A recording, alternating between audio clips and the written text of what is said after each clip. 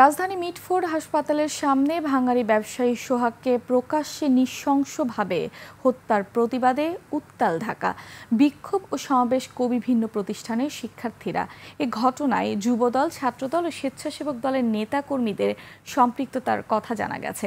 Police বলছে হত্যাকাণ্ডের পেছনে মূল কারণ চাঁদাবাজি। নিহত সোহাগ একসময় যুব দলের সঙ্গে যুক্ত ছিলেন। এরই মধ্যে হত্যাকাণ্ডে জড়িত সন্দেহে দুজনকে আটক করা হয়েছে। আরিফিন শাওনের রিপোর্টে।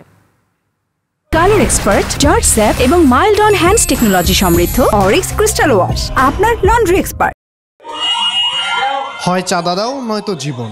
চাঁদা না দেওয়ায় রাজধানীর পুরান ঢাকায় মিটফোর্ড হাসপাতালের সামনে ভাঙারি ব্যবসায়ী নৃশংসভাবে খুন হয়েছে দুর্বৃত্তদের হাতে।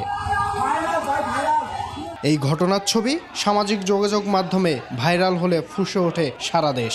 শুক্রবার রাতেই বিক্ষোভ ও প্রতিবাদ মিছিল করেছে শিক্ষার্থীরা। বিক্ষোভ করেছে ঢাকা বিশ্ববিদ্যালয়, জগন্নাথ বিশ্ববিদ্যালয়, বুয়েট ও ঢাকা পলিটেকনিক ইনস্টিটিউট সহ অন্যান্য শিক্ষা প্রতিষ্ঠানের শিক্ষার্থীরা।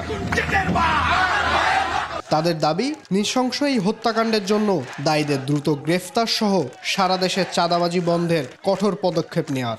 তোমরা ঘুমিও না, আমাদের নতুন বাংলাদেশ গঠন করার স্বপ্ন চিন্তাই হতে দেওয়া যাবে না।